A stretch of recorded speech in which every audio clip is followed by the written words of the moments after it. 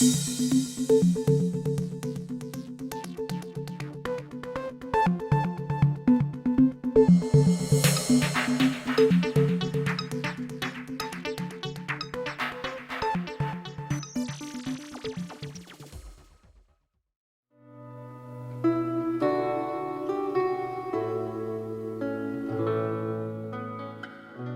village has a long and interesting history.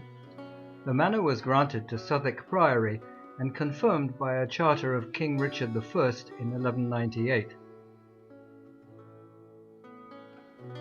At the dissolution of the monasteries in 1538, Henry VIII granted the manor first to Anne of Cleves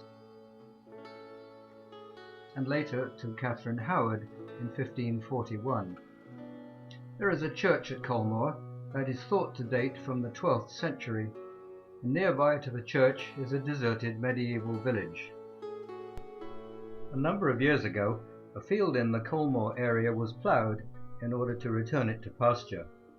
The landowner, on walking the field, discovered pottery sherds and various pieces of broken tiles had been churned up. The finds were sent to Winchester Museum, who identified the majority of the artifacts as Romano-British. In 2009, two members of Archaeological were on a guided walk in the area, and on meeting the landowner, the various finds were mentioned. As a result, Archaeological conducted a series of surveys in the field. The results of these surveys indicated areas of potential archaeological interest.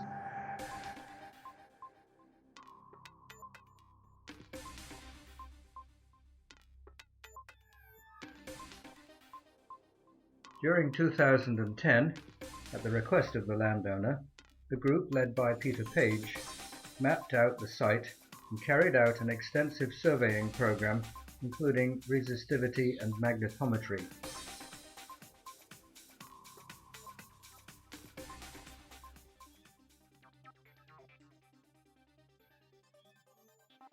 Due to the evidence gleaned from the surveys, extensive archaeological activity was considered to be on the site, so during 2010, 3 small trenches, 8 square meters in total, were excavated.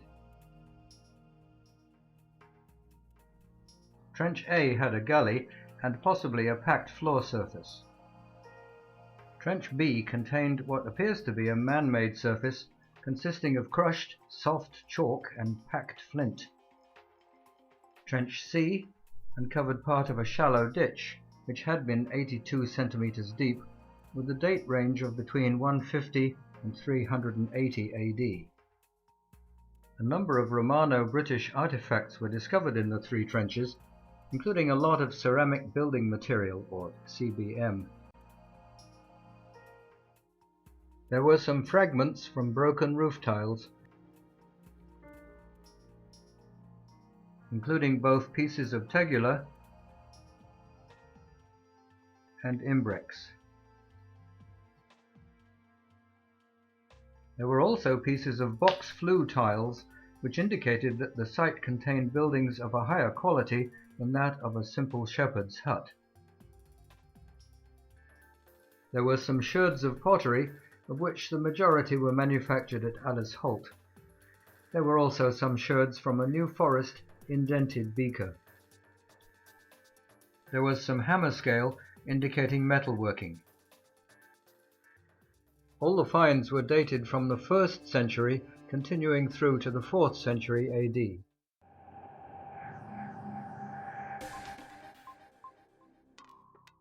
In 2011, 3 more trenches, D, E and F, were opened as a result of the discoveries in 2010. Trench D was found to be an area of red ferrous clay, giving a strong magnetic anomaly on the geophysics plots. As there were no significant finds, that trench was recorded and closed down. Trench E was opened to the east of Trench D. It contained a raft foundation, possibly 2.5 meters wide and 4 meters long, built from at least 3 successive layers of large, packed flint pieces. It is likely to have had a substantial building on the foundation. There is also a wall foundation of very large, interlocked, packed flints on top of either an earlier V-shaped gully or a wall foundation. Some notable finds in Trench E: a coin, Licinius 316 AD, a pestle made from a bunter pebble with signs of wear at both ends. It was found to be a pestle of probable Romano-British date. There was an iron knife with copper alloy ferrule in the same context as the pestle, a brooch pin, 1st century AD, Colchester type. There were a number of pieces of Samian ware, some nails and hobnails, ironworking slag and hammer scale. Most of the finds were found to be from the Romano-British period. Trench F was opened a few yards to the northeast of Trench E.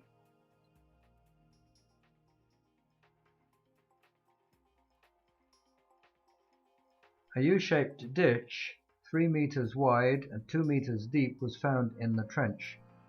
The bottom of the ditch was not found, but the date for lowest context was 150 AD, so the ditch is likely to be earlier.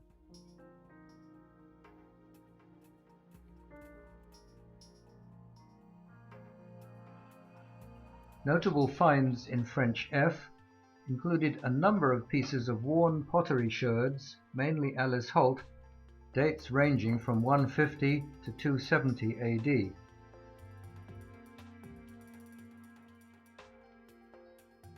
A glass rim from the base of a beaker dated to the 2nd century AD.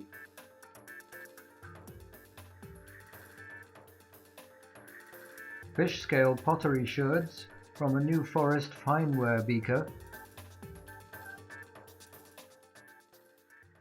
Evidence of metalworking and mortaria sherds dated from between AD 270 to AD 350.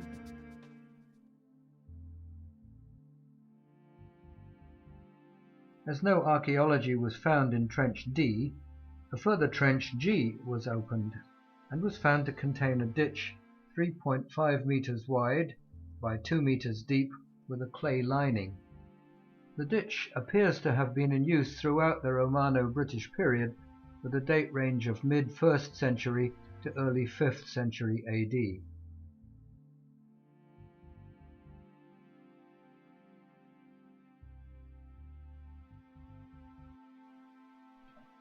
Notable finds in Trench G: an iron key which is likely to date from the Romano-British period, a number of sherds of a fineware vessel from the Nene Valley. The sherds fit together and were probably from a hunt cup. A fragment of a rotary quernstone fabricated from Lodsworth stone.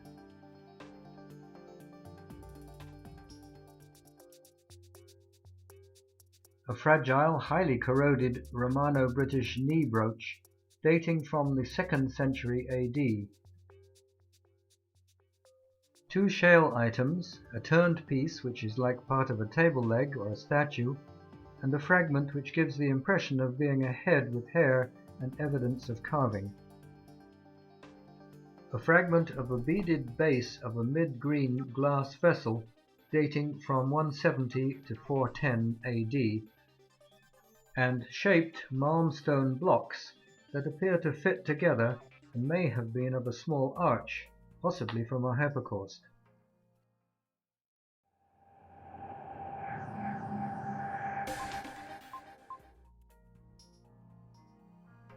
In addition to Trench G, a further 3 trenches were opened in 2012.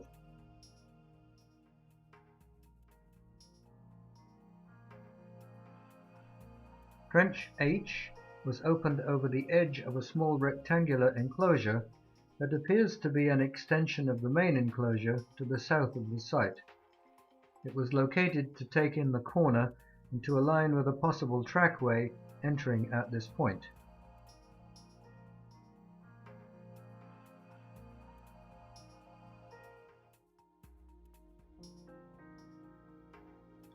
Apart from two half circles of water-washed chalk pebbles, which do not occur naturally on this site, little else was found in Trench H. Trench J was opened over a linear resistivity feature running from the northwest corner of the main enclosure towards the north of the pond. A U-shaped ditch was found, shallower and narrower than the main boundary ditch. Dating of the feature was by 2 sherds of Rowland's Castle courseware. Trench K was 26 by 1 meter, opened over some very complex magnetic anomalies.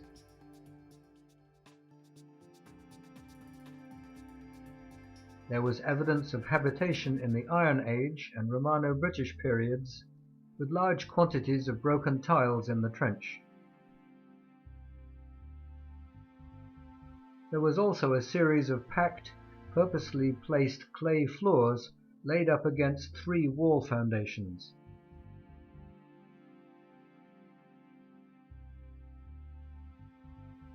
The earliest features on the site to date was a half-circular bowl-shaped depression dated to the Middle Iron Age by pottery sherds.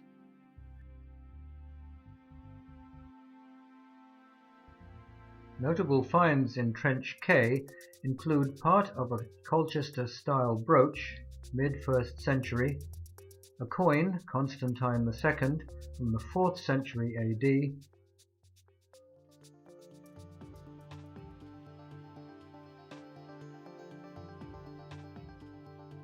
and a large amount of CBM.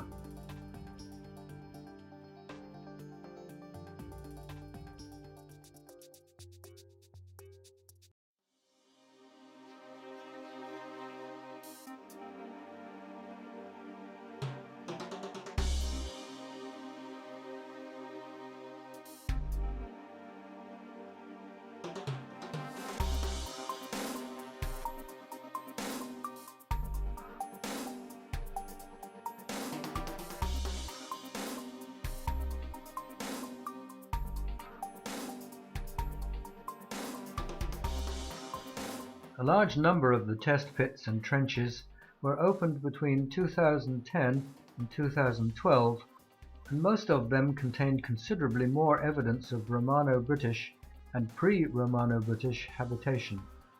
However, evidence of structures other than ditches was only apparent when trenches E and K were opened, and both seemed to contain possible foundations of some fairly sturdy buildings. In 2013, a large Trench L was opened to the south of Trench K to see if some badly swirling and jumbled geophysics anomalies, known as noise, were representative of any archaeological features such as walls or habitation. The area was found to be badly plough damaged, with a widely dispersed layer of large flints, the majority of which had probably come from tumbled walls. There was also a huge quantity of ceramic building material and some patches of a chalky clay-like material. The walls in the main were 80 centimeters wide, with the capability of supporting a 2-storied building.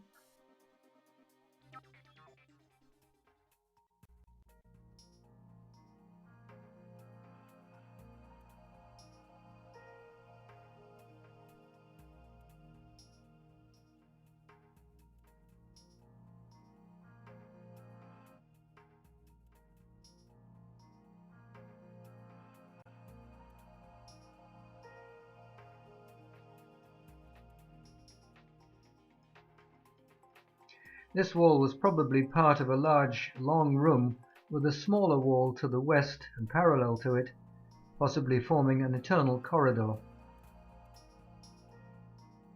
Known as Room 1, the plough damage has resulted in very little of the corridor foundation being visible. The western wall was not found. Room 1 abutted against Room 2. To the west, there is a linear feature parallel to the north-south line of the building and was thought to be representative of a further wall foundation. On the external side of the walls was what appeared to be drip gullies. There was also the possibility of external door to each room.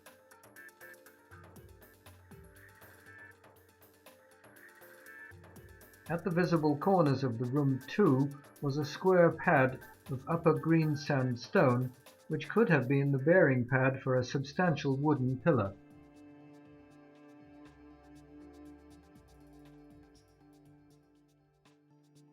At this stage of the excavation, the building was felt to look something like this artistic interpretation. But being archaeology, things could change. In 2014, Trench L was reopened and extended to verify the southwestern wall of Room 2.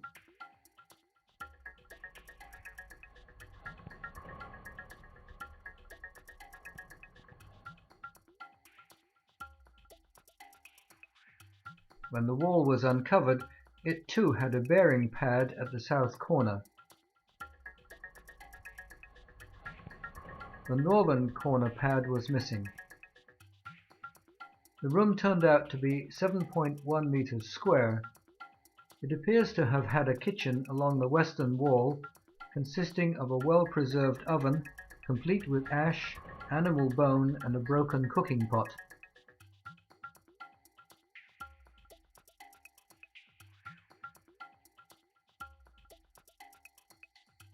Adjacent to the hearth area, there was a knife blade dating to the same period, plus a brick with holes that may be a part of a griddle.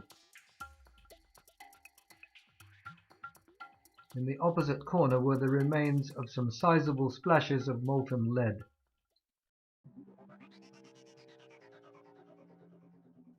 Two further walls to the west of Room 2 were discovered, but their purpose is not yet understood. As such, both will require investigating at a later date.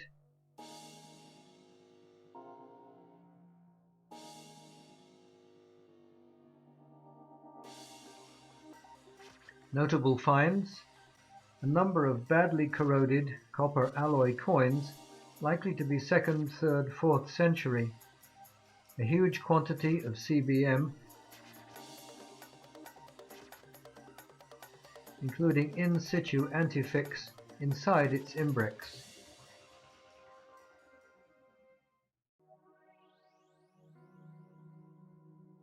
Neen Valley Hunt Cup with hound, complete with collar.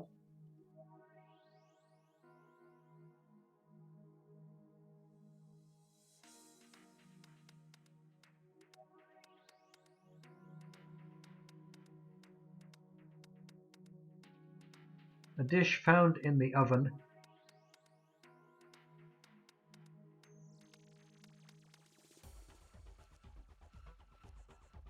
And a knife found adjacent to the oven.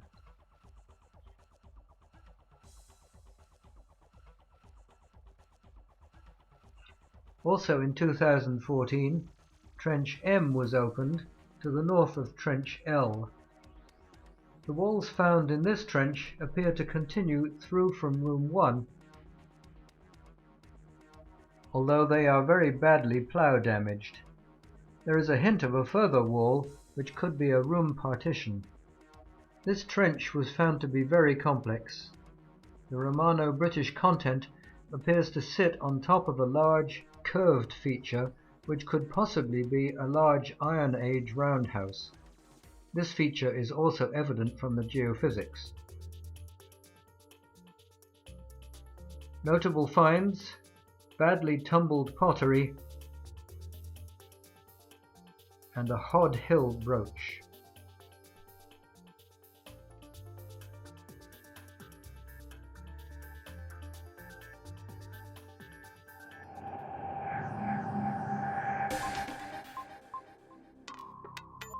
In 2015, Two excavations are planned during April and May. The target is a deep feature seen as a geophysical anomaly in the vicinity of the main building. Trial trenching in October revealed a flint structure looking to be similar construction to the villa wall foundations, plus a huge quantity of unabraded large pottery sherds. The depth hints at the potential for good preservation, allowing for mounting excitement amongst the diggers of this archaeology.